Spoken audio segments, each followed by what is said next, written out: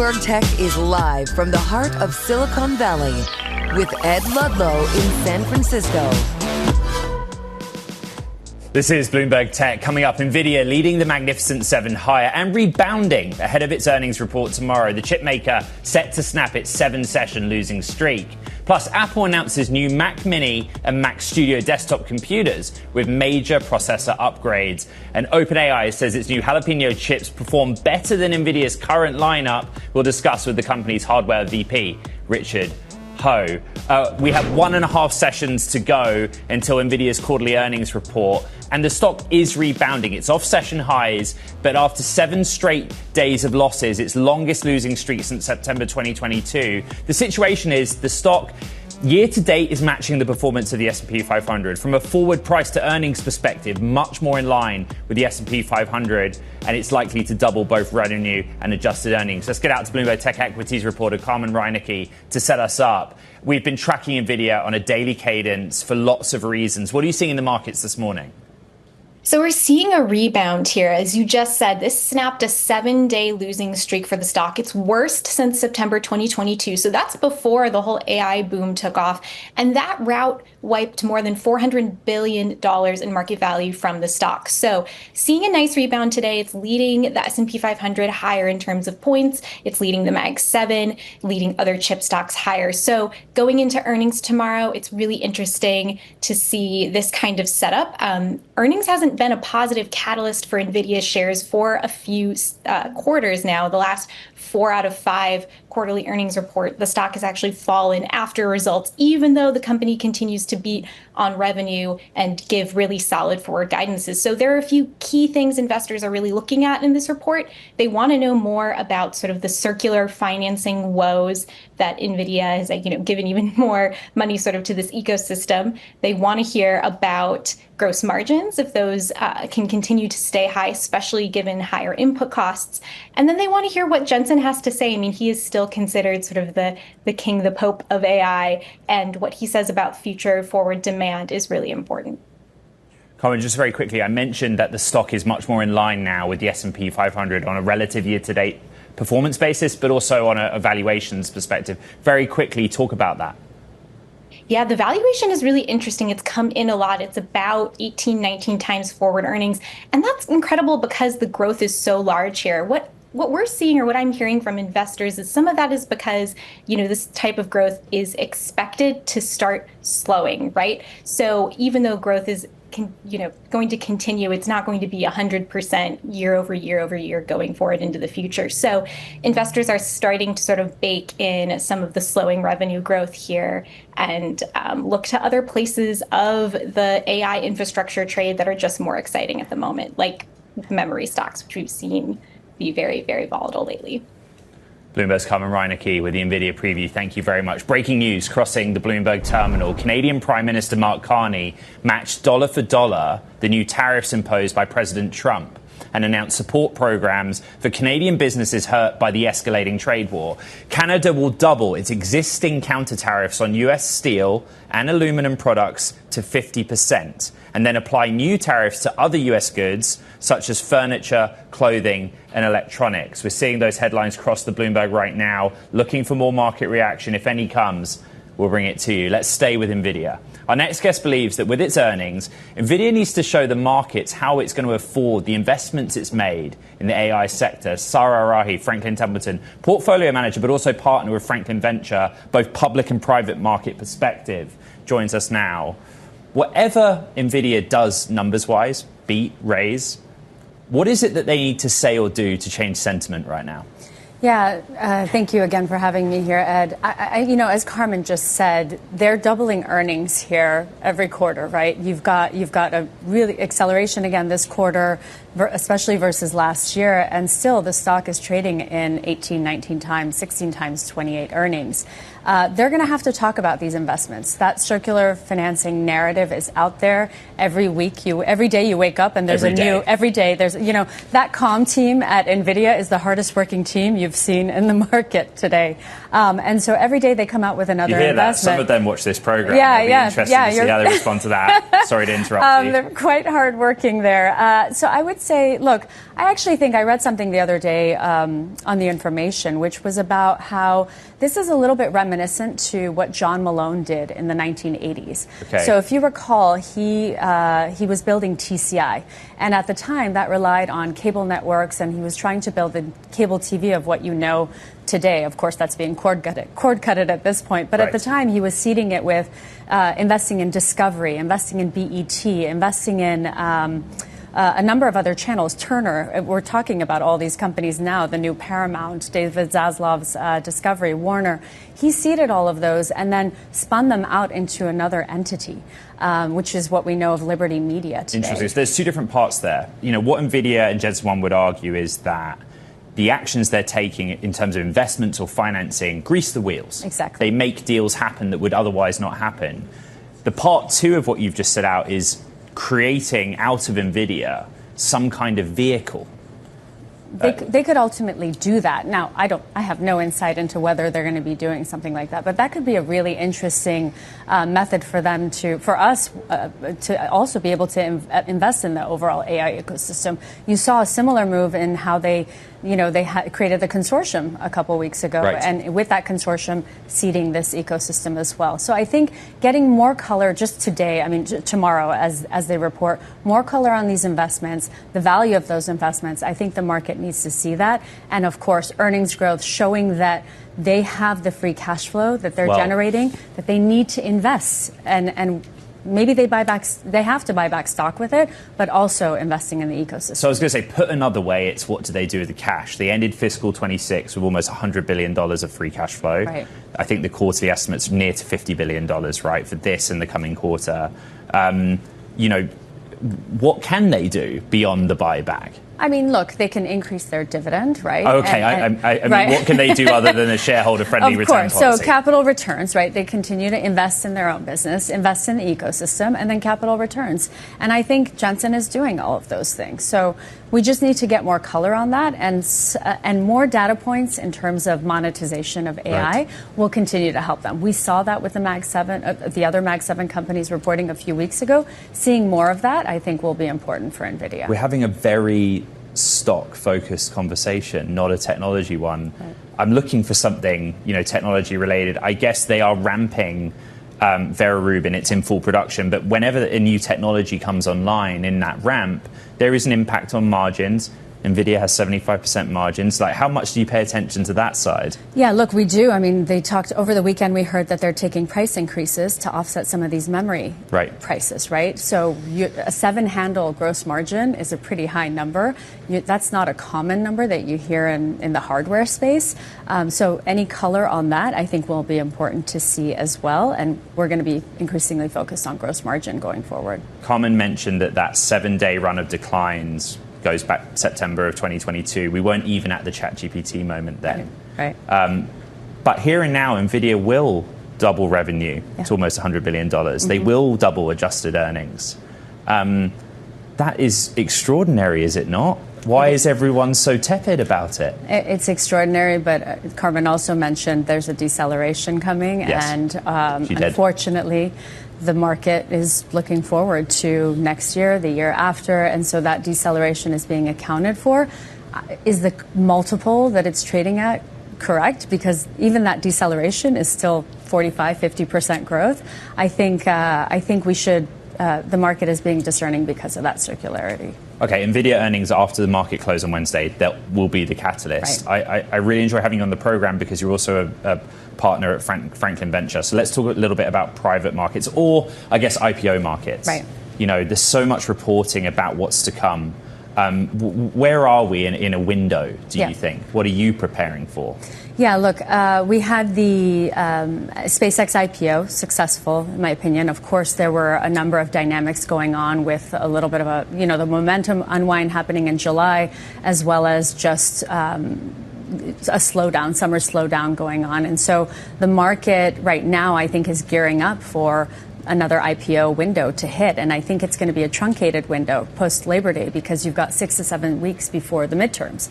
And so how much pressure is there for these big, I mean, we're talking in part about Anthropic. You have some exposure to Anthropic, but right, to get it done before November 5th? I mean, that's one window. And then you have midterms, Thanksgiving, and then maybe a couple weeks in December that you can do this. So I think the pressure is on. I think we're going to see a number of deals coming through. You just saw a couple flip their S1s this morning, Aura and Agreco. So I think you're going to see a number of companies come through in the 10 to 20 billion market cap range. On top of course, there's rumors about Anthropic. We'll see when they actually flip their S1, and we'll go from there. How easy is it to assign a proxy valuation to those? Does Anthropic just say, well, that's what SpaceX did, so that's what we'll do too? No, I don't think they can do that. I think there's a lot more that we'll learn in the filing, and through that, I think we'll get a better sense of how to value the company. Just very quickly, you mentioned basically mid-cap IPOs. You're not the first person to come on this show and say this will be the era of the mid-cap. Yeah. In technology in particular. Which points to a broadening of the markets, which we've been waiting for, right? Last year, we talked about there was so much concentration in the market. You need to see this broadening. You need to see some of this new issuance come. The last few weeks, the issuance, again, has been follow-ons in some of the mega cap and large cap companies. I think you need to see some of that to just create more of a dynamic, broader market. Sara Araghi of Franklin Templeton, public markets, private markets, and we threw in a bit of technology too. Thank you very much indeed. Now coming up, Apple announces a new version of its Mac Mini desktop computer for the first time in almost 2 years. There it is. We got the details next. This is Bloomberg Tech.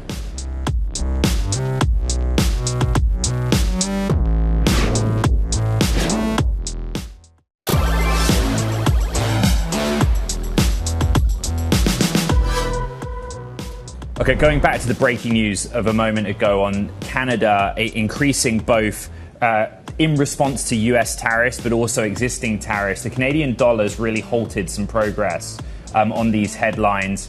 Canada putting in place retaliatory tariffs on a number of US goods, imposing 15%, 25% and 50% counter tariffs on more than 700 products, similar to those that were targeted by existing US tariffs on Canadian goods. And again, the main move in markets is the Canadian dollar or loonie, which has holded some progress. We'll bring you more as and when we get it. There it is. Okay, top tech story. Apple has announced upgraded Mac Mini and Mac Studio desktop computers with the new machines available to pre-order and in stores on September 22nd. The upgrade follows a surge in demand for the current Mac Mini, which has become a popular tool for running AI applications locally. Bloomberg's Mark Gurman's here with the details. You'd reported this was coming, and now we have it. It's an important upgrade, probably the most significant upgrade in this line for 2 years. What are the main specs that we need to know? Yeah, people have been waiting for these new Mac Minis and Mac Studios for quite some time. The inventory situation for both of these machines has been inexplicable because of the memory shortage, because of the silicon shortage, combined with the demand for these machines that people are buying really in hot numbers to do on-device AI processing on their desks.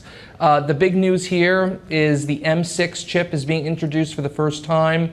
This is coming to the Mac Mini. The Mac Mini, you'll also be able to get the M5 Pro chip from the MacBook Pros rolled out in March. The Mac Studio has the M5 Max chip from the MacBook Pros in March, but also for the first time, Apple's introducing a new M5 Ultra chip with up to 80 CPU cores, as well as half a terabyte of memory capacity.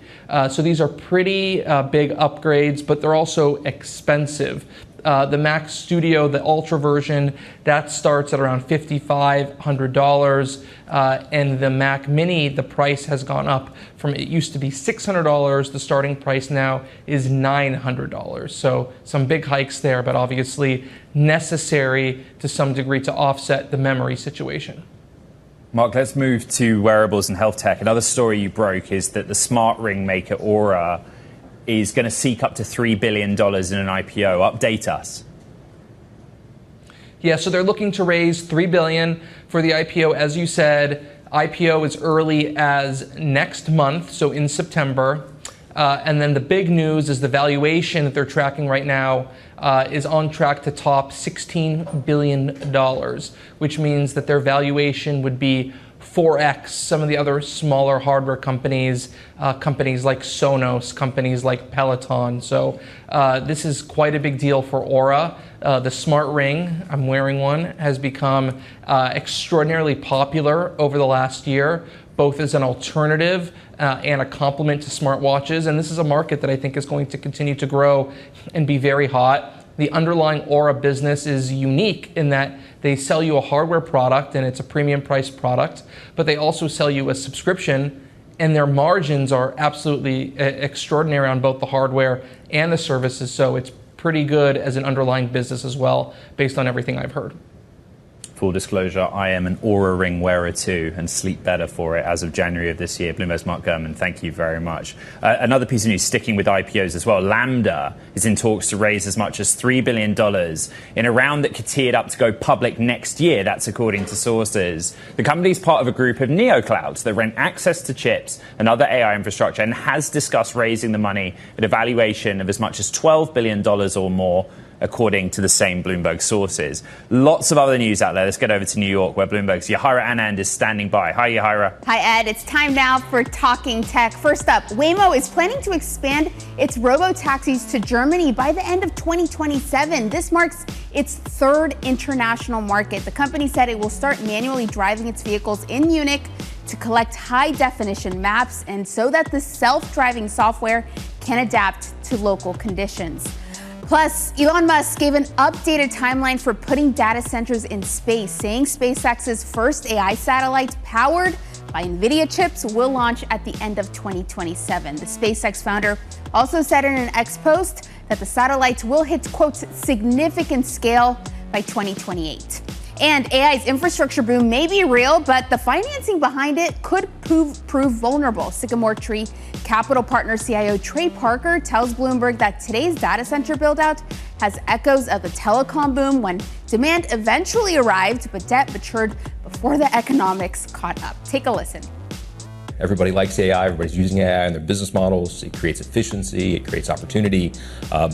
But all of this is requiring a certain level of data center construction, GPU construction.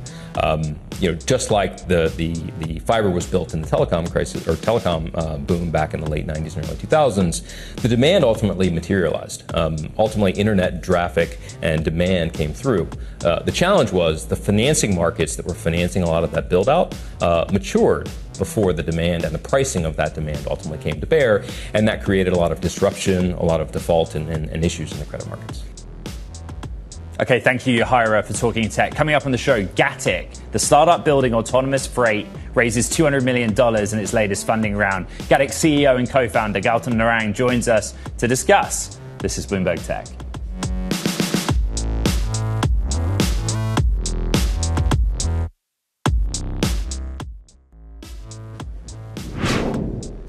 Autonomous trucking startup Gatik raised $200 million in its latest funding round, its largest ever, led by deep-pocketed investors, including the Qatar Investment Authority and Koch Disruptive Technologies. Gatik CEO and co-founder Gautam Narang joins us now. Really interesting list of participants, the most money you've ever raised. What's the biggest story? The capital needs or those that decided to back you? Yeah, great to be back. The capital is mainly for expansion, right? So most recently, we announced our partnership with PepsiCo. Right. That partnership is multi-years. We started working with Pepsi back in 2022. Since then, we have scaled our operations to more than dozens of driverless trucks across multiple markets in Texas, Arkansas, and Arizona. And in addition to PepsiCo, we have long-term commitments from some of the largest retailers, grocers, and CPG companies. So this capital, our $200 million raise, is towards that growth. What's the main focus? What's the priority? You just need more trucks? Well, scaling our operations, right? So when I was here earlier this year, I mentioned that we have over $600 million in contracted revenue. Right. That number it's basically a backlog. That backlog has increased significantly since then. We're actively adding new customers as well. And yes, the capital is towards scaling our footprint. We expect to have hundreds of driverless trucks towards the end of this year. And the plan is to continue scaling that to thousands and beyond. the basics of it are trucks with a suite of sensors, local compute in part provided by Nvidia, and then software that you guys write yourselves. Yep. Operationally, it sounds like the challenge is just more getting out there. Yeah. How much do you feel like you've solved the technology puzzle? That's fair. Here? So it's an execution story from here. The core technology for highway driving and surface streets is already in place. Obviously, with the contracted revenue, we have the customer engagements in place as well. In addition to that, we have a very strong ecosystem of strategic partners. This is Isuzu, Nvidia, and others that are enabling that scale up. Right. With this financing, you're right. Our focus is to keep our heads down and get more trucks on the road. Qatar Investment Authority. Right now you're focused in US cities, particularly US states where regulation is supportive of this, right? Is that a signal that you guys will look to other markets like the Gulf overseas to expand? So, QIA has been a great partner alongside KDT. And then we also have Kathy from ARC in the round. In my discussions with her and the team, they're super bullish on this. Our focus is currently on North America. The opportunity here is huge, right? We are talking about over $300 billion in the TAM that we are going after. Obviously, there is pull from international markets as well, but the current needs of the customers that we have locally, that's what we remain focused on. Really interesting economic discussion to be had, right? On a dollar per mile basis, how does Gatik stack up against a human-driven? Fair. So when it comes to the business model, right, it's transportation is a service. One of the things that is the highlight of the business is each of the customers make multi-year take-or-pay commitments. The other aspect of the business is we are completely asset light. So the base vehicle and the AV equipment is not on our balance sheet. So but from the customer's perspective, they're faced with how much does it cost me to move this good? Exactly, because for them, it's more about meeting that increased capacity. All the customers, they are looking to increase the capacity. The freight volume is expected to increase to over 50% by 2050. So that's where we come in. That's the capacity needs that we are fulfilling for customers like PepsiCo and others. I know that we're having a very finance-focused conversation, but what are the margins like for you? Once you've done the capital expenditures of getting the truck ready and it runs, how does that go? So one thing to highlight is every delivery that we have done is a paid delivery. These are some very exciting numbers, right? So the fact that we have hundreds of millions of dollars in take-or-pay commitments, and that number keeps on increasing, the base fundamentals of the business are super strong, right? So with the scale that we have in mind, especially with the milestones of driverless operations at scale. Profitable, strong? Very strong fundamentals, right? So I do want to highlight the asset light aspect of the business model, right? So that's where the long-term sustainability comes in. Gatik CEO and co-founder Gautam Narang back on the program. Really great to have you. Thank you very much. Coming up, OpenAI is making some pretty spicy claims about the performance of its Jalapeno AI chip. We're going to speak with the company's hardware VP, Richard Ho, about that next. It's halftime. This is Bloomberg Tech.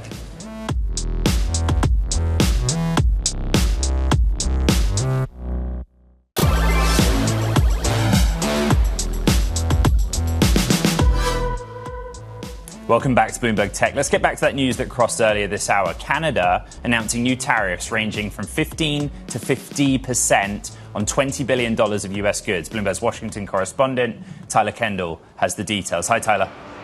Hi, Ed. Well, Canadian Prime Minister Mark Carney making good on his threat to go dollar for dollar in terms of tariffs and retaliation for the U.S. moving ahead with those tariffs earlier this week against $20 billion worth of Canadian goods amid the stalled talks for a trade deal. Canada will now double its existing counter tariff on steel and aluminum to 50%. We'll also see a new 50% tariff levied against American-made furniture, clothing, and electronics. There's then these lower tiers of tariffs, including 25% on a range of U.S. goods, including appliances, cheese, certain dairy and fish products, as well as, importantly, derivatives of U.S. and steel and aluminum. That was something that we were watching really closely. These are going to take effect on September 8th. Perhaps that leaves a little bit of leeway here for negotiations, keeping in mind that this White House's next threat of 50% tariffs on autos is set to take effect on January 1st. We'll have to see where it happens, because today we've already heard from President Trump multiple times really criticizing Canada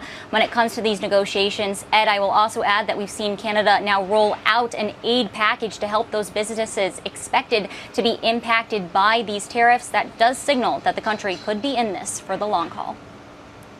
Bloomberg's Tyler Kendall from the White House. Thank you very much indeed. OpenAI is out with performance results for its first custom inference chip called Jalapeno. The ChatGPT maker says in tests its chip was faster and more efficient than Nvidia's GB300 system. Richard Ho, OpenAI's Vice President of Hardware, is with us here in San Francisco. I think let's start with the basics of the testing and the performance benchmarks that you've published. What does it tell us about Jalapeno so far? First of all, thanks, Ed, for having me here.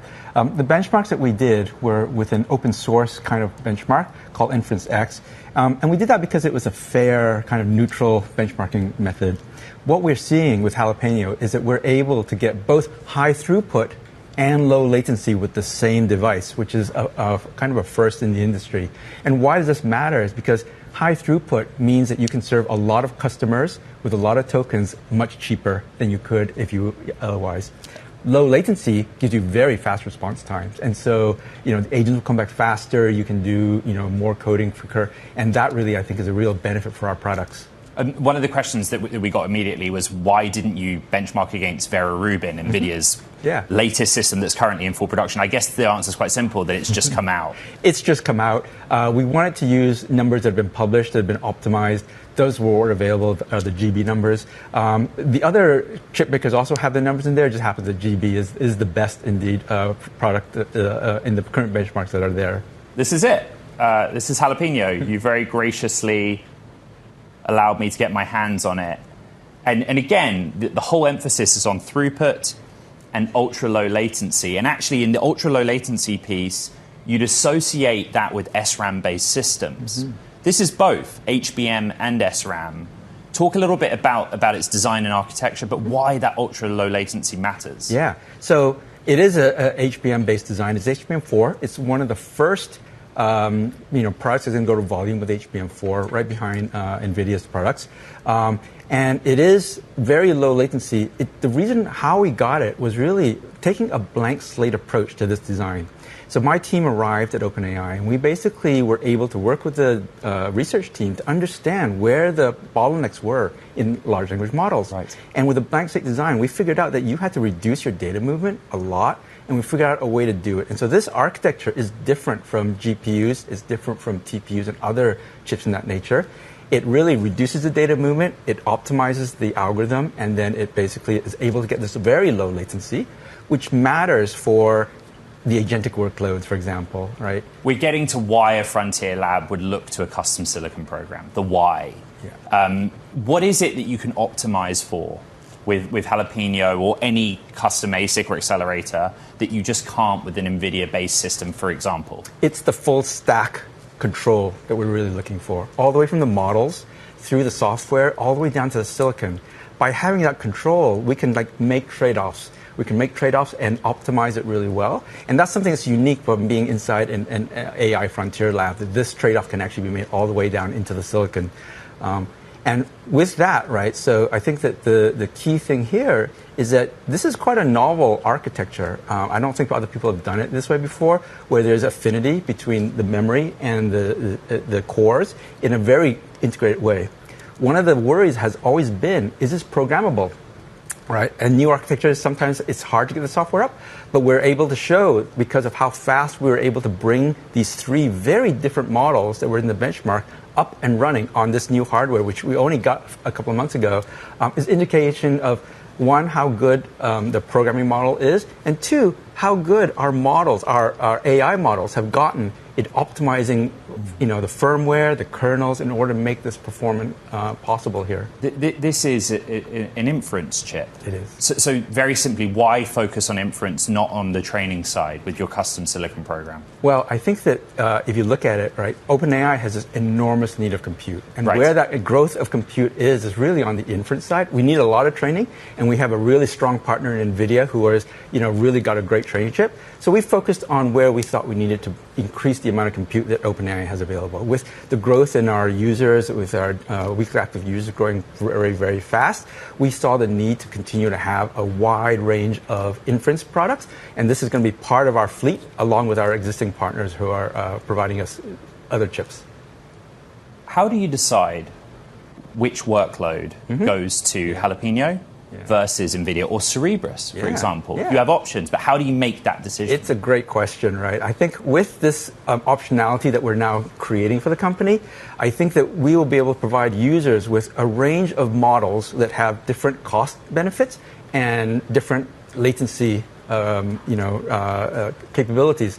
We will map that ourselves. We will map out which product, which SKU, which chip is best for which one of these models. But the whole goal of this is to deliver more intelligence to our users at a lower inference cost, at a lower infrastructure cost. And that's what this is part of that entire strategy that we've been working on for a while now, right? Lots of people struggle with the benchmarks. To the layperson, it's difficult to decipher. So in very simple terms, on a dollar per token basis, how does Jalapeno stack up against the other options that are out there? How has this changed the economics for you? It should drop it. It's a really good chip.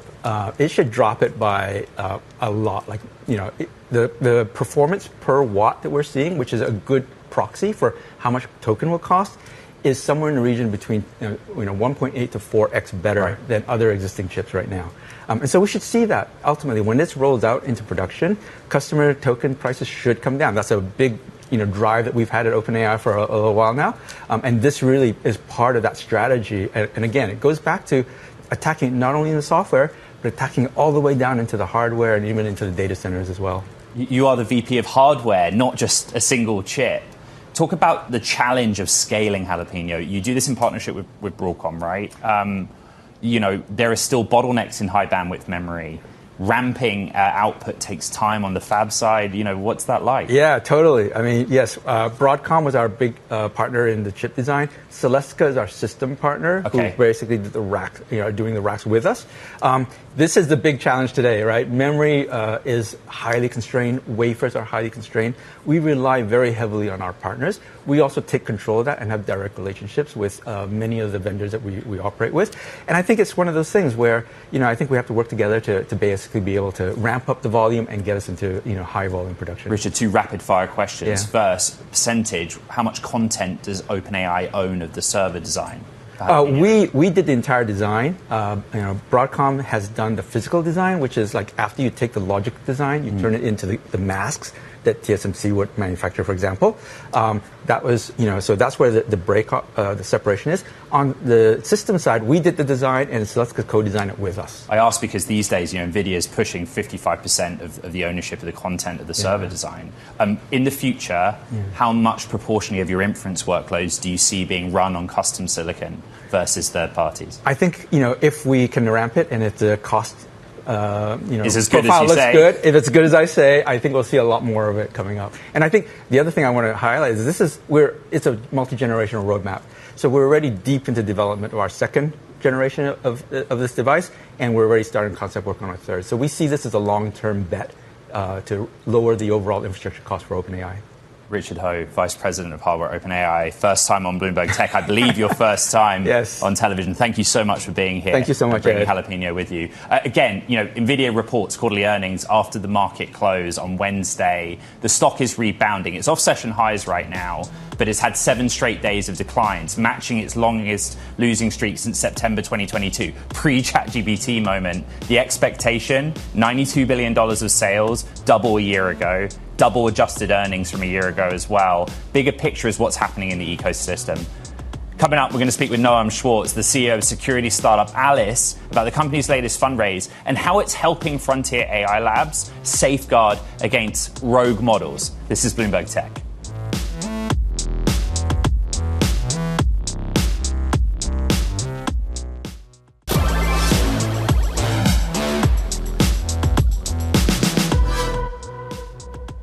Talks between Paramount and California over the company's planned takeover of Warner Brothers are on hold. State Attorney General Rob Bonta has accused Paramount of leaking information about the negotiations to the press, something CEO David Ellison denies. But speaking on Bloomberg's Balance of Power, AG Bonta said talks could resume and laid out the types of changes he wants the company to make. Well, we've always said that we want structural remedies, robust structural remedies. I've said that publicly, and Paramount knows exactly what that is. Whether they will propose them or agree to them is up to them. But they've continuously proposed behavioral remedies, like promising to behave in a way that in which they make 30 movies a year, I think for 3 years. That's a behavioral remedy. It's not structural. So we've identified 3 markets in our complaint with respect to widespread theatrical release distribution, blockbuster release distribution, and cable channel licensing. And there is if they want to propose a structural remedy for each of those markets, we'll listen. Last time we had a chance to speak, Attorney General, it was on the eve of the trial against Meta starting, something that you have helped to spearhead as one of 4 attorneys general. How is the trial proceeding? And will we hear from Mark Zuckerberg? We think it's going very well. The evidence has been coming in, as we hoped, very compelling, providing all sorts of evidentiary support for our allegations, which I think are very strong, that Meta designed and deployed a dangerous product that hurt the mental health of kids, and they lied about it. And we do have Mark Zuckerberg on our witness list, and we're prepared to call him. That was California Attorney General Rob Bonta speaking on Bloomberg's Balance of Power yesterday. As AI systems grow more sophisticated, we're seeing high-profile instances like those from OpenAI and Anthropic, where autonomous agents break out of their testing environments and then breach outside organizations. The incidents have driven growing interest in technology that can rein in the misuse of AI tools. Israeli startup Alice is focused on that issue and has just closed a $140 million round to expand its efforts. Noam Schwartz, CEO and co-founder of Alice, joins us now. So interesting, the timing, the focus on this area. Let's start with the round, what you need this capital to do. So, hello. It's incredible to be here. So we raised $140 million, led by Apex Digital, to make sure that we can keep AI at bay and we can make sure that models are doing only what we want them to do and not things that we don't want them to do. And we're going to use this capital to continue our research activities to make sure that we can always be at the forefront of everything that can go wrong and make sure that our customers, who are the frontier models and Fortune 500, can use AI and advance unafraid. Noam, recent events have been labeled as sort of watershed moments for AI.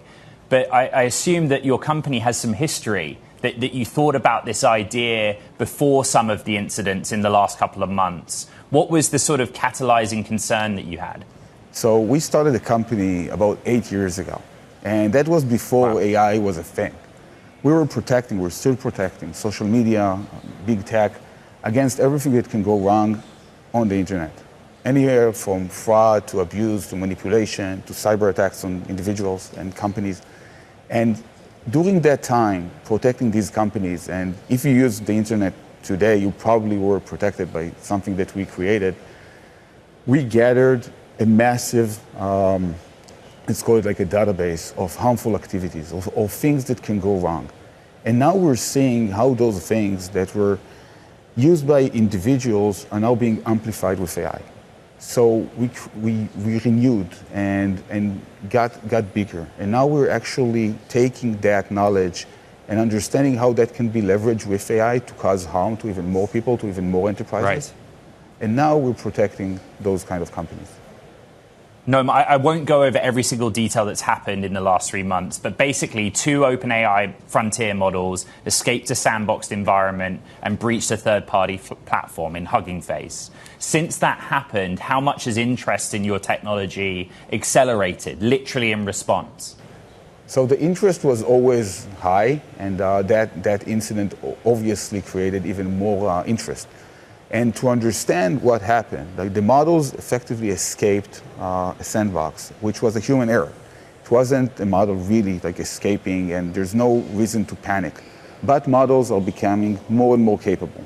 They're becoming more capable in coding, in cybersecurity, in other topics, and they would be even more capable in creating harms around different topics. And our mission is to make sure that the research is at the frontier, that we're discovering everything that could go wrong, because you can't really protect against things you don't know that can happen. So our mission is to make sure that we're always one step ahead of bad actors, and we can help our customers make sure that their models are doing exactly what they're supposed to do and not things they're not supposed to do. We discussed the human failings with the CEO of Irregular and also with Clem DeLong of Hugging Face. You can find those interviews online.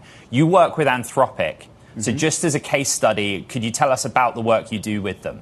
So I can't refer specifically to the work we're doing with a specific company and everything that is out in the open, and there's a lot of writing about that and publications from their behalf.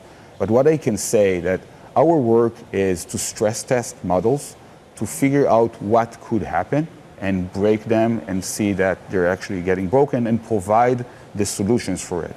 So without getting too much into the details and being a bit over simplification, we're helping them train the models in order for them to be safer. We're figuring out what could happen, and then we're providing the solutions to make sure that it will never happen. And we're working with the frontier labs and also with enterprises that are either using their products or open weights models in order for them to be as safe as the best models in the industry. Because effectively, we're seeing the market demands democratization of usage of AI. And right now, there's democratization of harm as well, when we want to make sure there's also democratization of protection and safety and security. And that's all what we're about. Noam Schwartz, founder, CEO of Alice. It's great to have you on Bloomberg Tech. Thank you very much. Thank you very much indeed. Coming up, key software firms are reporting earnings this week, and investors will be looking at whether the latest rally has any staying power. Those are the names that we're watching. That conversation next. This is Bloomberg Tech.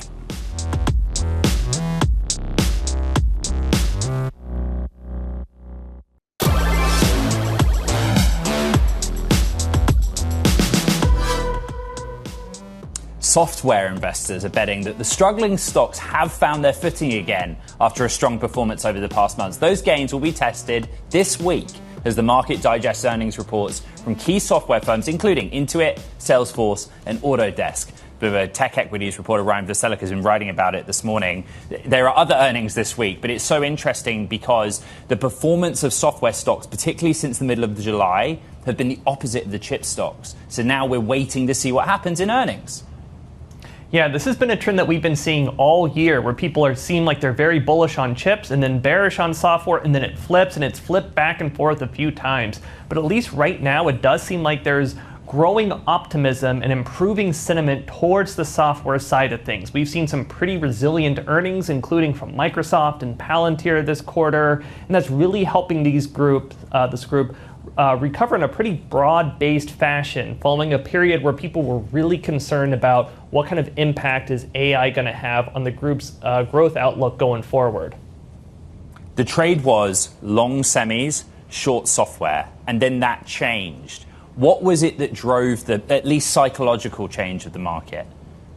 Well, you had a lot of people who said these things have really just gotten decimated across the board. People are selling indiscriminately and finding a lot of value in the groups. And like I said, we did get some pretty encouraging results out of some high-profile software companies like Microsoft, like Palantir, or if you go back to last quarter, you had names like Snowflake, Datadog, these kinds of infrastructure and consumption-based names that were really showing some pretty positive results and an indication that they were even benefiting from AI themselves. So that really had people looking at this group saying they've come down so much, their valuations have really come off their historical levels.